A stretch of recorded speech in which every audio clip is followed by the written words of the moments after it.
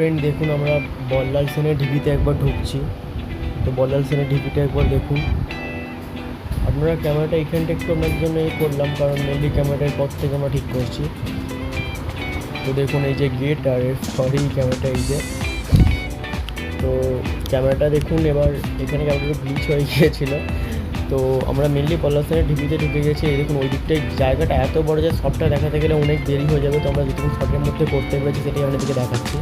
তো এখানে বোর্ড আছে, এখানে এই গোটা ঘটনাটা লেখা আছে যে এটা দশক শতকে বল্লাল সেনের এইখানে থাকতেন। এই রাজপ্রাসাদটা বল্লাল সেনের অনেকগুলো রাজপ্রাসাদের মধ্যে এইটা একটি। তো এই হলো উঠার সিঁড়িটা, আপনারা দেখুন এখান দিয়ে আমি উঠছি আর জয়দীপ মেনলি ভিডিও করছে। এই যে পাঁচিরটা দেখলে এটা ডান দিকে আছে, এই গোটা পাঁচিরটা যত দূর ততদূরই বল্লাল সেনের রাজপ্রাসাদ ছিল। এই গোটা ঢিপিটাই বল্লাল সেনের রাজপ্রাসাদ ছিল। তো মাটি চাপা পড়ে গিয়েছিল অনেক বছর আগে, আর মাটি সরানো হয় আপনার 1942 সাল করে। মাটিটা এখান থেকে সরানো হয়, মাটি সরিয়ে এই সমস্ত জায়গা বেরোয়। আর এই রাস্তাটা মেনলি সরকার বানিয়েছিল। তো এখান দিয়ে আমরা যাচ্ছি। তো ওইখানে মেনলি দূর থেকে দেখতে পাচ্ছেন অনেকটা বড় জায়গা। তো আপনারা একবার আসবেন, কৃষ্ণনগর আসবেন। ওইখানে যদি এখানে আসবেন কী করে বলছি একবার। তো কৃষ্ণনগরে আসবেন, ওখানে এসে কাউকে বলবেন বল্লাল সেনের, না কৃষ্ণনগরে আপনি আসবেন না, আপনি কৃষ্ণনগর থেকে দূর হবে, আপনি সোজা নবদ্বীপ চলে আসবেন। নবদ্বীপ স্টেশনে ট্রেনে করে এলে নবদ্বীপ স্টেশন থেকে আপনি মায়াপুরের লঞ্চে করে মায়াপুর চলে যাবেন। মায়াপুরে গিয়ে বলবেন বল্লাল সেনের ঢিপি, আপনাদেরকে দেখিয়ে দেবে। তো সমস্ত জায়গাটা আপনাদেরকে ঘুরে দেখানোর চেষ্টা করছি। সমস্ত কিছু অডিওটার বেশি ভালো করে বাড়াচ্ছি না, আপনার চারিদিকটা একবার দেখুন, বেশি কিছুর কথা বলছি না। তো এখানে মেনলি একটা গাইড আছে, ওনাদিকে আপনি 30-40 টাকা দেবেন, 50 টাকা চাইবেন, অত টাকা দেবেন না, 30-40 টাকা দেবেন, সমস্ত কিছু বুঝিয়ে দেবে, ঠিক আছে। উনি ওনার বাবার থেকে কিংবা দাদুর থেকে শিখেছেন এবং আমাদেরকে যা বললেন তাতে মনে হলো উনি অনেক কিছুই জানেন এই সম্পর্কে।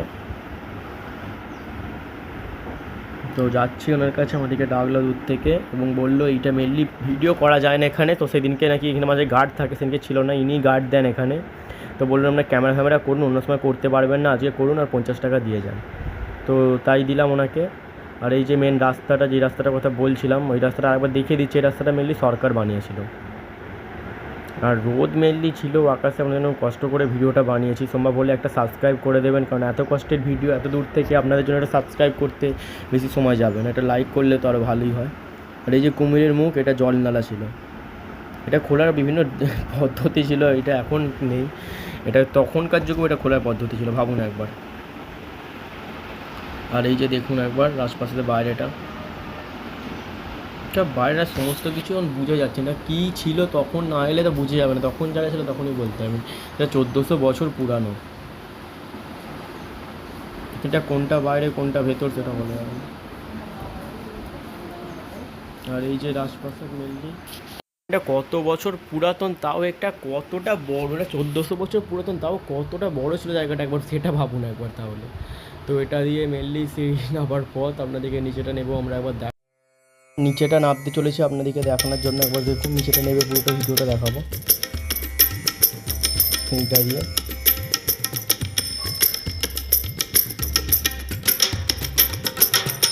এই যে নামার সেই সিঁড়িটা, কিন্তু সিঁড়িটা মেনলি আপনারা রিয়েল সিঁড়ি ভাবতেন না, এটা কিন্তু সরকার বানিয়ে দিয়েছে আপনাদের ঘুরে দেখানোর জন্য, ঘুরে দেখার জন্য নিচেটা।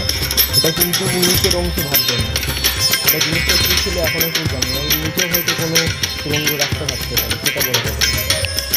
তো দেখুন একবার এই যে নিচেটা, এটা সরকার বানিয়েছে, কিন্তু পাশাপাশি যে বড় জায়গাগুলো এগুলো চক্রাকারের অংশ। তো আস্তে আস্তে যাচ্ছে, আমাদেরকে পাঁচশো একবার দেখাবো। তো সত্যি এখানটা দিয়ে যাচ্ছি, ভিডিওটা বেশি বক করছি না আপনাদের জন্য।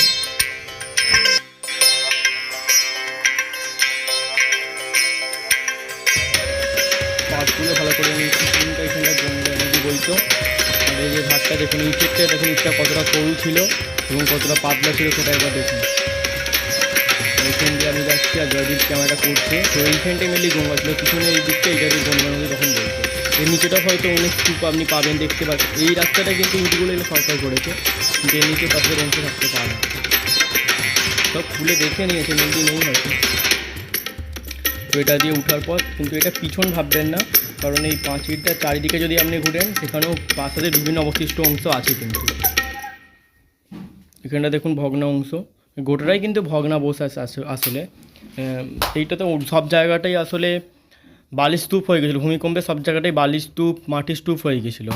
তো আস্তে আস্তে এগুলো সব খুঁড়ে বের করা হয়েছে। তাই এইটার কোনটা শেষ কোনটা শুরু সেটা তো বলা যাচ্ছে না আপনাদিকে, কিন্তু এর যে মেন পাঁচিলটা আছে সেটা দিকে আপনি ঘুরলেন সমস্তটাই এই প্রাসাদের অবশিষ্ট অংশ পাবেন। এই গোটা উঁচু জায়গাটা, এই গোটাটাই কিন্তু প্রাসাদ ছিল। তাহলে ভাবুন কতটা বড় ছিল, সেই সময়ের যুগেও এত বড় প্রাসাদ ছিল। ভাবুন একবার কত বড় জায়গাটা, একবার চারিদিকটা একবার দেখে নিন ভালো করে। এই জায়গাটা আসবেন, না হলে আপনারা ঠিক আনন্দ উপভোগ করতে পারবেন না। এখানে আসবেন, খুবই আনন্দ উপভোগ হবে, একটু সময় কাটিয়ে যাবেন, ভালো লাগবে বেশ। পুরনো স্মৃতির সামনে পুরানো আনন্দ, পুরানো মজা সব ফিরে আসবে, দেখবেন। আসবেন একবার এখানে।